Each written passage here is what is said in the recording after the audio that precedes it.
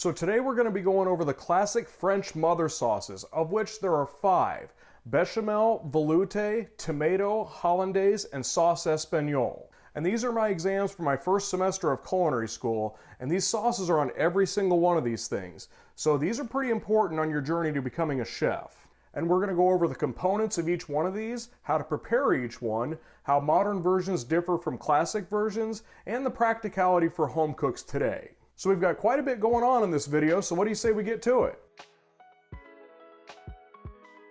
Okay, getting started at their very base level, mother sauces are a liquid plus a thickening agent, and the most common thickening agent used is roux, which is equal parts by weight fat and flour. And there are 2 ways to incorporate this with the liquid, and I will be demonstrating both of these within this video.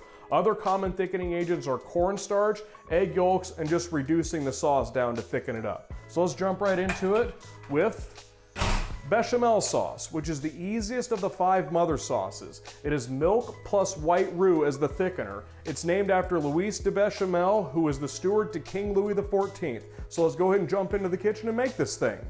Okay, to make this sauce, start with 1 tablespoon of butter, and once it melts, add 1/2 ounce of all-purpose flour, and we're going to briefly cook this mixture only for about a minute. You just want to lightly toast it here. You don't want to develop any color. And once you've reached that point, you can start working in 1 cup of milk, and you want to do this gradually, forming a paste initially, adding it little by little, whisking constantly to work out and prevent any lumps from forming. And once you have all the milk incorporated, add a pinch of salt along with a small piece of onion, 1 bay leaf, 1 clove, and a pinch of nutmeg. These are optional, but they are common flavoring components used when making white sauces. And once you have everything added to the pot, the sauce has to be brought to a boil for the roux to fully thicken the sauce. And make sure to stir the sauce frequently to prevent the sauce from scorching on the bottom. After reaching a boil, simmer the sauce for 10 to 15 minutes to cook off any raw flour taste, and it should be thick enough to coat the back of a spoon like you see here.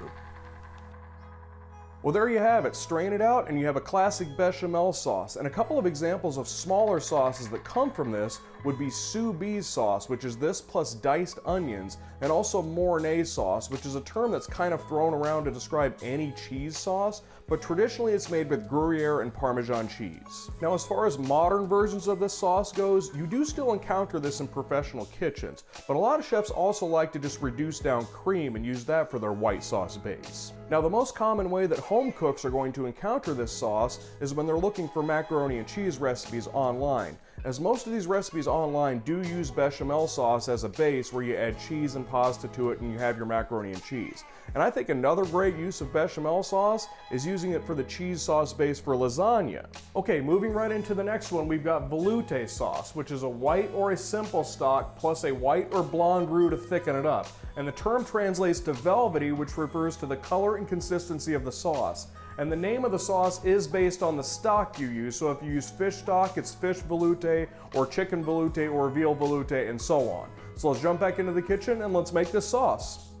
Okay, to make veloute sauce, start by melting 1 tablespoon of butter, and to that we're going to add 2 ounces of mirepoix, and we're going to briefly cook this mixture to soften it up. Then we're going to add 1/2 ounce of all-purpose flour to form a roux. And for this sauce, we're going to cook this roux for a few minutes until the pale color slightly darkens into a blonde roux. Then you can start working in 1 cup of stock. I'm using chicken stock here, and again, it's important to gradually work it in to prevent lumps from forming. And for the flavoring components here, add a few sprigs of thyme, 2 to 3 parsley stems, 1 bay leaf, and of course a pinch of salt. And just as with the bechamel sauce, bring the sauce to a full boil before reducing the heat and simmering for 10 to 15 minutes to cook off any raw flour taste. And when you're finished up, check the consistency by making sure that it can coat the back of a spoon. And it looks like we're good to go.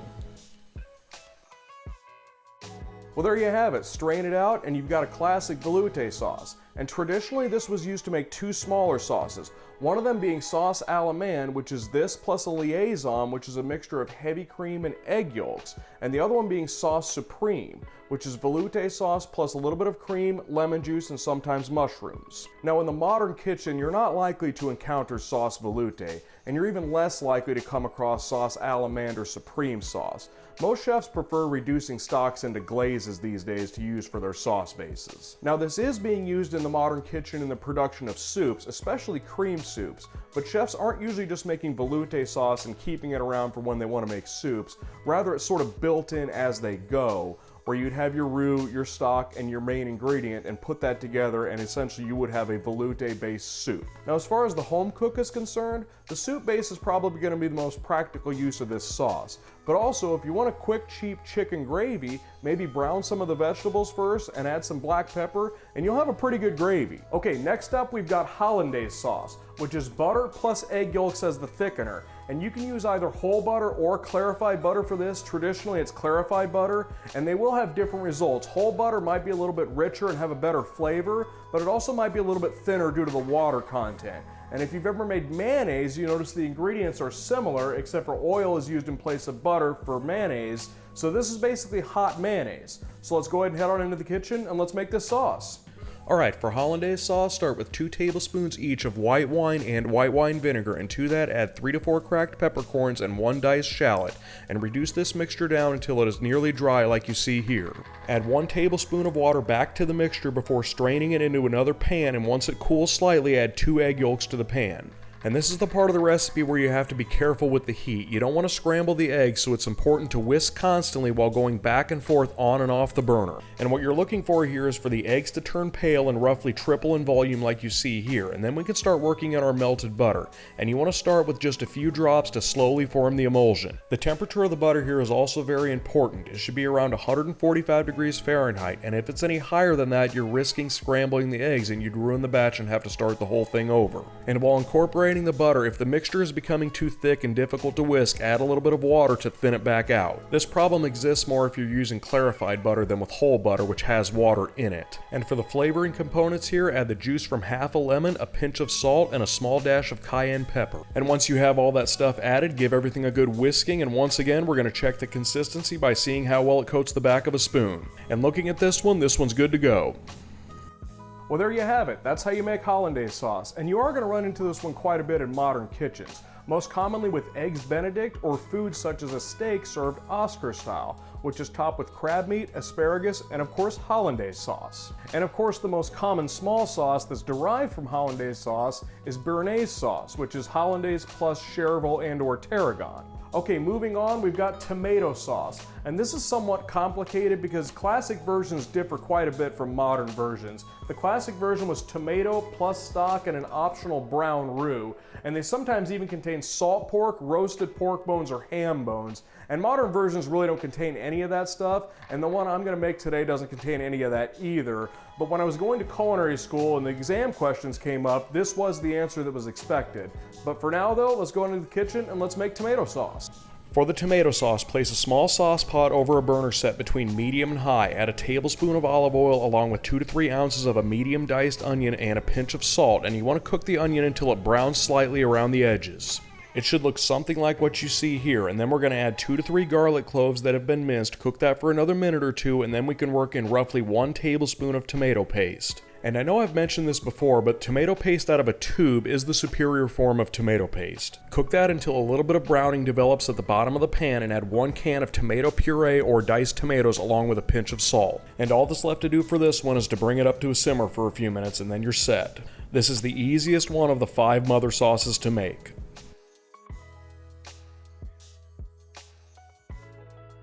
Well, there you have it. That's a pretty quick and easy tomato sauce base that can be taken in all sorts of directions, and you can blend it together as much or as little as you would like. Now, the practicality of having this sauce base around sort of depends on you. If you do like to make a whole bunch of different types of tomato sauces, maybe having this base stored in Tupperwares in your freezer isn't a bad idea. For example, add some basil and oregano, fresh or dried, and you've got a pretty good pasta sauce or pizza sauce base there. You could also add some fennel, thyme, and fish stock, and you have a base for seafood cioppino. Or you could add olives, capers, and anchovies, and you've got puttanesca sauce. And last but not least, we have Sauce Espagnole, or brown sauce, which is brown stock plus brown roux as the thickening agent. And I've already taken the time to make the brown roux, which is a very time-consuming process, and you have to be very careful as you're making it because you don't want to scorch it and you want to make sure you cook it evenly, and it's also extremely hot. It's not called Cajun napalm for nothing. So with that, let's go ahead and head on into the kitchen and let's make this sauce. For this one, start with 1 tablespoon of butter, and once it melts, add 2 ounces of mirepoix, but this time we're going to cook it until it caramelizes a bit like you see here. Then work in 1 tablespoon of tomato paste, and same thing here, allow the bottom of the pan to take on a little bit of color. Add 8 ounces of brown stock along with a few sprigs of thyme, 2 to 3 parsley stems, 1 bay leaf, and a pinch of salt. And while that heats up, let's go over brown roux. There are a lot of YouTube channels out there that don't prepare this correctly. This here is not brown roux, and neither is this.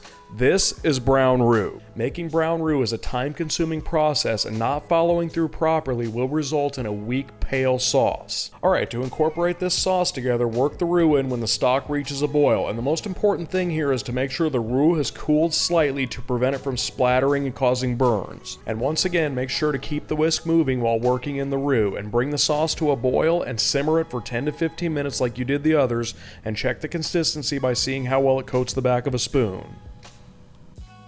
Well, there you have it. Strain it out and you've got Sauce Espagnole. And this is most commonly used to make demi-glace, which is a 50-50 mixture of this sauce and brown stock that is then reduced by half. So you're not very likely to come across traditional demi-glace in modern kitchens. And the reason for that is pretty obvious, and that's the practicality of it. It takes a long time to make brown stock and a long time to make Espagnole sauce, and then to take that even further and to combine the two and reduce that, it's just not very practical. Rather, they're using bases like this one from More Than Gourmet.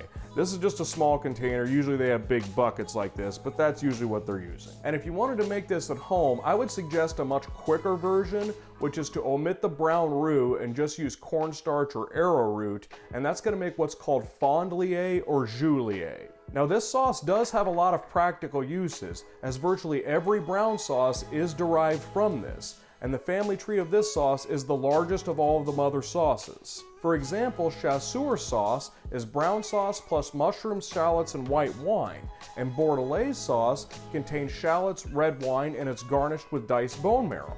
And another one I've featured on this channel is Merchant de Vin sauce, or wine merchant sauce, which is brown sauce plus red wine. I'll link that video in the description if you want to go check it out, but be aware that is one of my early videos, so the editing sucks, the audio sucks, and the camera's a little bit out of focus at the beginning of the video, but the recipe is good, so bear with me on that. Okay, to summarize this whole thing up, the 5 French mother sauces are Bechamel, Veloute, Hollandaise, tomato, and Sauce Espagnole. And I will include the recipes for all 5 of these that I made today in the description of the video, but for now, that's the end of the video, so thanks for tuning in, and we'll see you next time.